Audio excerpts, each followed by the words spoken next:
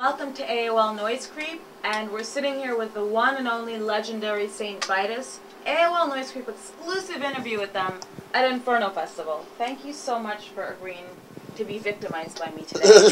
No, interrogated, better yet. Oh, okay. I gotta say, it's a complete honor to meet you guys. You guys have been around for such a long time. What would you say is your key ingredient to the longevity of your career so far? Lucky. Lucky? Okay, that's a good answer. Marijuana. I would say perseverance. Yeah? Yeah. Because, I mean, we always played what we wanted to play. We never, cared about any trends.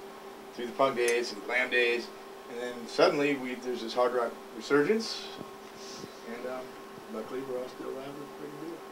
So currently you're touring on the Lillie F65 album on Seasons of the Mist, is that correct? Seasons of Mist. Seasons of the Mist. Is that who you guys are on in the States as well, or is that just Europe? That's our label, yeah. States. I mean, it's distribution, it's different here and there, but yeah, Seasons of Mist is our label. And how did the collaboration happen? David, I don't remember how that actually happened. with Seasons of Mist? Well, but there was a few different people. Should I talk into this Yes, one? you should. Okay. That would be nice. There was I don't know, it was 3 or 4 different labels, and Seasons of Mist seemed to be the one that would actually back us up and help us and do what they said they were going to do, which they did. They have so far, they've gone beyond what they said they were going to.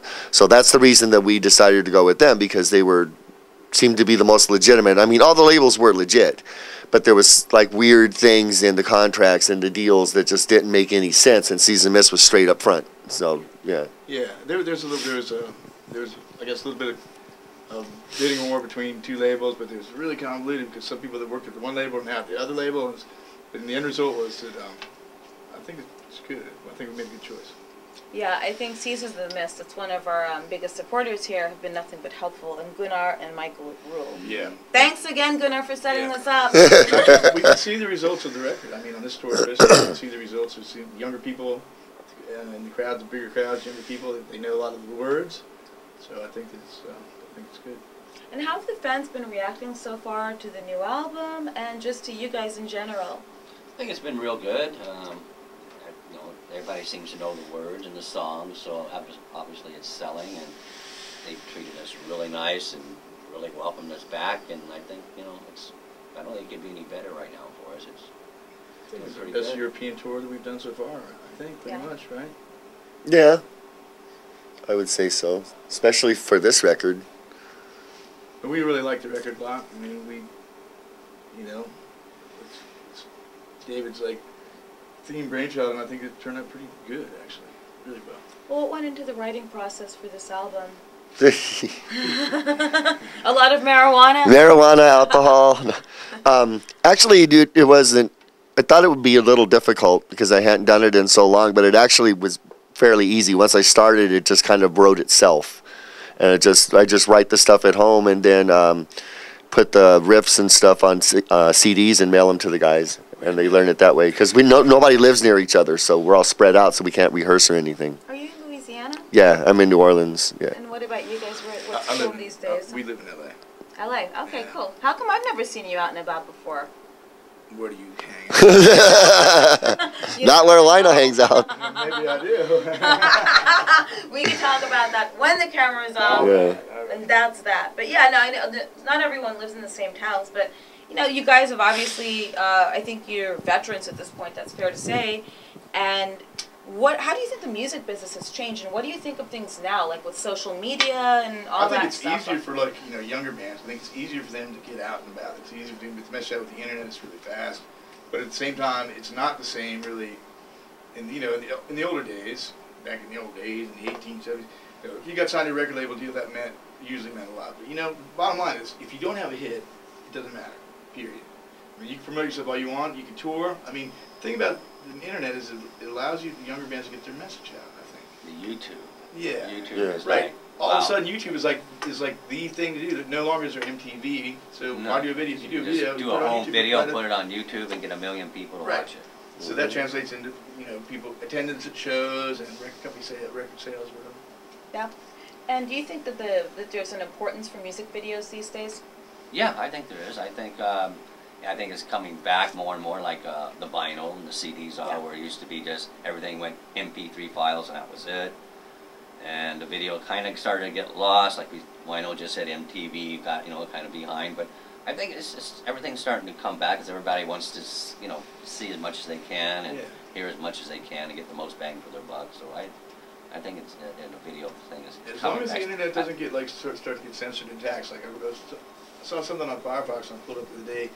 There's some kind of four initial thing that they're trying to censor the internet. Yeah, obviously. When that when that happens, I mean that's going to be the end of like everything like this, you know. And I think that you know it's important. I think that you know the freedom of the internet and the freedom of speech is part of freedom of speech. I think, right? All right, I agree. I mean, we need everything he says. Of course. Okay. Well, yeah. Well, we'll see. Who has the biggest ego in the band? Bullshit. You the man, you the man. Both of us. Who the man, you the man. We're even. You the man, you the man. Listen. There's no He's no the place fashion icon. I'm the slob. There's no place in my world for arrogance or abuse. I mean, I believe in treating everybody good. I mean, when you get to the club, you know, people are sometimes amazed and stunned. You can tell that they've been like kicked around by arrogant rock stars. When you say thank you and all this, they're very happy. You know what I mean? So. Yeah, I was scared to meet you guys, to be honest with you, and I've only had a few other moments like that. When I first met Cannibal Corpse in 2004, that was my first interview. Then when I met Suffocation, and then when I met Autopsy last year, I was really scared shitless. So this is like the 4th time this has happened to me in my life, my 8 years of doing this. But if you listen to their lyrics and stuff like that, I could see your point. But I mean, with us, I really don't understand why. Because you guys are like icons and big stars to me, that's why. Cool. Right on. Understand Thank that? you, I do. What does it mean for a band like Saint Vitus to play at the Inferno Festival? How does that feel? Because this is Kind of definitely weird one of the because better it's a ones. lot of black metal bands, it seems like. But you know what? It seems like people want us, and that's cool. But we've done it. We did Hole in the Sky. Maryland Death Fest, and Hole in the Sky was the same way, and Devil's Side was the same way, but that was kind of more punk rock. We did that one. It's like, you know. I must say, when I see posters of like, you know, people, their act is like getting ready to eat children.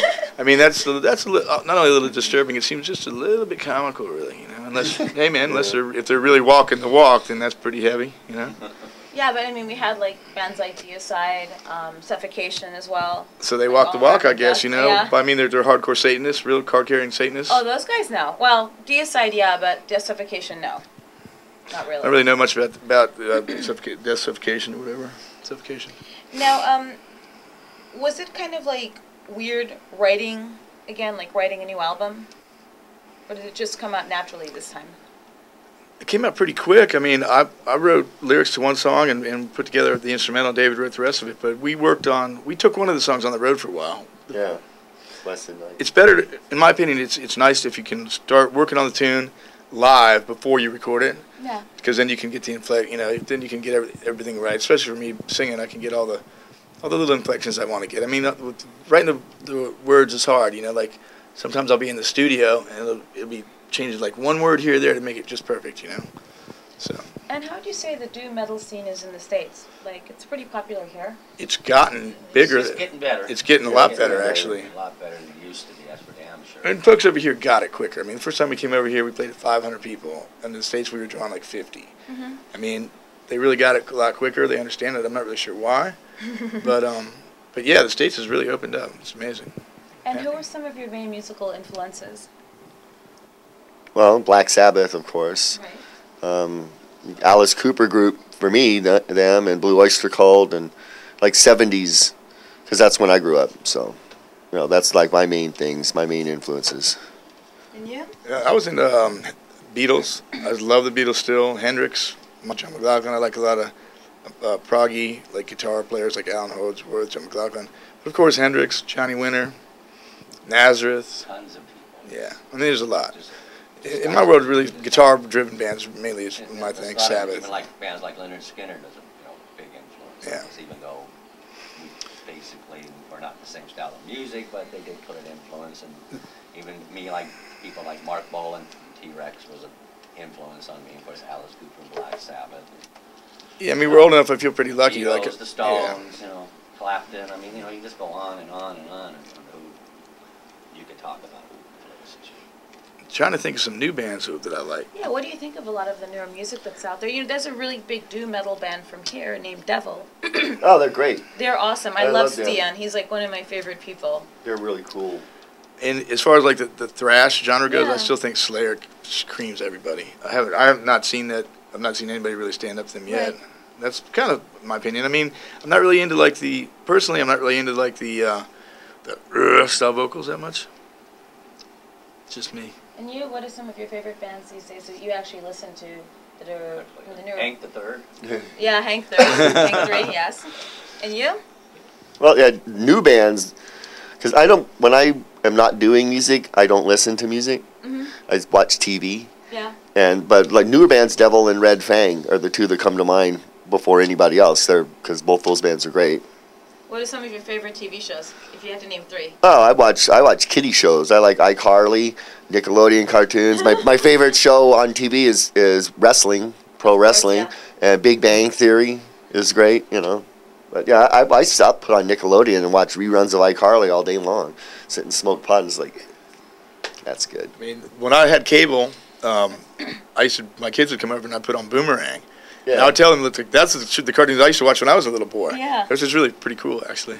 But I mean, I don't watch much TV. I hardly watch any TV anymore at all, actually. I think TV is like majorly controlled, and I think it's kind of I mean, he watches cartoons, which is different than like people that watch, I don't know, man. It's a control thing. Do you watch any TV? Sports. Basketball and auto racing. Cool. Do you bet on sports by any chance? Okay. That's a smart thing. Do you guys do anything else besides music? I mean, do you have day jobs? What kind of day jobs, if you care to say, do you have? I work in herb/head shop in New Orleans. Okay. I package herbs for people use them for medicines and voodoo and stuff like that. And I work in the little thing bagging up the bags. I used to work in the store, but then I got a lot of death threats, so they wouldn't let me work in the store anymore. Are you serious? Yeah, because I don't take any shit from the assholes down there. You know, if I say show me your ID and they give me any shit, I tell you fuck you, get out of my fucking store, and then they want to fight and you know. So now I don't deal with the people anymore. I sit in the back all by myself and package up the herbs and sniff some of them and get loaded and you know. And what do you do? I'm a full-time entertainer. Okay, that's cool. I play acoustic guitar. I've got like a few projects that I do. And I must say, it doesn't quite pay the bills, but it's getting there. And you? Pretty much nothing. Watch TV. You're a landlord. You're a landlord? I guess so, yeah. Oh, that's fun. You'd probably be a really cool landlord. Probably get away for a few months with not paying rent or something. You wouldn't evict me, would you? Depends how far you got behind. And, you're getting a big check-in over the next 30 days or so. Yeah. Now let's talk about the demo of Blessed Night. Single. Yeah, the single. Yeah. What was this? How did that come about exactly? That's the one song that I wrote the words to. David wrote the music, and right. when he brought the music out, he asked me if I'd write some the words to it, and that we started playing it live and developed everything. Basically, it's sort of like a sci-fi trip about a warrior king and his like really intense queen who defend their planet. And it's cool. Are you guys going to do any you. music videos at all anytime soon? We did one. Yeah, we did one for Let Them Fall. It's done by a Danish guy, actually, right? Mm-hmm. Yeah. It's pretty wacky. I mean, it's pretty intense, really, actually. I like it. It's weird. It's weird. I didn't like it at first. I mean, it kind of grew on me a little bit, but because it got chopped up, I really want to see it. Man, too bad they couldn't have done the original treatment. I know. One of the reasons is we had a sponsor, and so that's all good, but, you know. They just didn't want the violence and stuff I think in it. The initial treatise was a little too heavy, so. You should do one for a Blessed Night. That would be really cool. Man, you'd make a great queen in that video. Yeah. Michael's supposed to be here from the record label today, so. He'll be here. Yeah, so if you hunt him down, bring that idea up to him to see what he says. So how did the Vinos interlude come about in the album? David asked me to put together a piece. We've done something like that before, and with like When Emotion Dies, or I guess When Emotion Dies, and he thought that it needed a little break in the action there, some kind of dreamy piece, and so I had a basic idea, and I just got together with Tony Reed, our producer, our engineer, I guess, who's also the guitar player on Moss Generators playing today. But me and him, we laid out the structure and stuff, and then we put it together. We kind of cut it up a little bit and, you know, rearranged everything. It's pretty cool. Came out really, really nice and dreamy, I think. And what happened on the Metal Alliance tour? How was that? Helmet wasn't drawn very good, so it caused like a massive trickle down of like kind of like I don't know. It was a hard tour. There were 7 bands on the tour. 7 bands. Okay.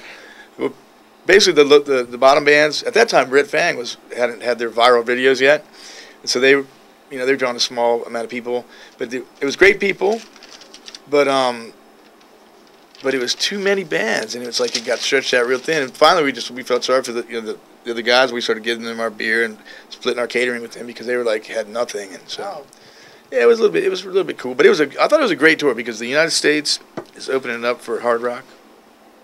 It's cool. Yeah, fans want to go out there and look up some stuff on the web, like buy your stuff. Wait, are you guys gonna have vinyl come out? We have vinyl right now. This is awesome. Everyone has vinyl. This is so perfect. Vinyl is hot. I love vinyl. It's the best-selling thing in the world. It's the best-selling thing we have right now. I think it sells more than like CDs probably. Now it does. Now we got to buy like record players. Yeah. Yeah, you should get the art. I mean, you get you get the art and you get the fidelity. You know.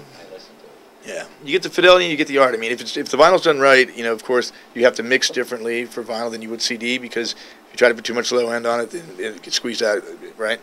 But nowadays with digital mastering, I mean, vinyl is hot, man. That's really our best selling product, right? But you got to carry it around with you. You got to carry it around, you know. And still, it's cool. I like looking at the artwork and hanging the stuff up, getting it signed. Yeah. I mean, I like vinyl. It's sounds good too. If it's done right, it sounds really good. Now, make sure you guys pick up Lil F65. Did you come up with the name Lil F65? Yeah, it's basically it has a double meaning. If you look at the artwork, the girl is Lillie, female, patient number 65, and she's abandoned in the asylum. But if you take it literally, Lillie F65 is a tranquilizer that's really strong. They used it to knock out horses when they operated on them in the 70s, and I used to take them all the time. Okay. So we named it after that. So it's like it's a double meaning. Was that as strong as 2-0 by any It is 2-0. It is. That's what I thought. I had 2-0. 2-0 is great. That's exactly what it is. 2-0 are great. Too bad they're out of print. In any case, where can fans pick up your stuff? Do you have an official website? I know you guys are on Facebook. You have a Facebook page. Yeah, we have a website too, I think. Don't we? Yeah, SaintVitusBand.com, right? Yep. Saint Vitus Band, because there's a couple other ones. SaintVitusBand, oneword.com. So go to www.saintvitusband.com and we spell out the word saint on this. Yeah. Yep. And make sure to pick up Lil F65 on Seasons of the Mist, who are awesome guys, and I love you guys. You can probably go to their website too as well. Yes. Yeah. Or you could just get it today here at the festival. Just buy here, buy while they're on tour. And any plans coming up for 2013? Any more touring plans? Oh, we're gonna tour. Well, we're going to Australia for 4 days in July. That's the only thing that's actually like set, and it's still. You know, it could still not happen, but it looks like it's gonna. And then there's talk, but there's nothing concrete. Nothing concrete, but we'll be touring, I'm sure. You guys should play like Sturgis or something, or the Love Ride. Sturgis doesn't want to pay us any money. It's Sturgis. What do you expect? Yeah, but yeah, so no. Well, I mean, I'm the only Harley aficionado in the band. I mean, it's kind of, you know. And do you have any messages for your fans today? Just thank you for everything you do for us. Thanks for remembering after all the years. Yeah, for buying Lillie. That's right. I mean, it's the fans and the people that have kept us going. So thanks again. Yep. Cool. Well, thank you for taking the time to do this, and make sure to check them out on the web and pick up the album. And I think that's about it for today. I gotta go drink. All right. Thank you very much. Thank you.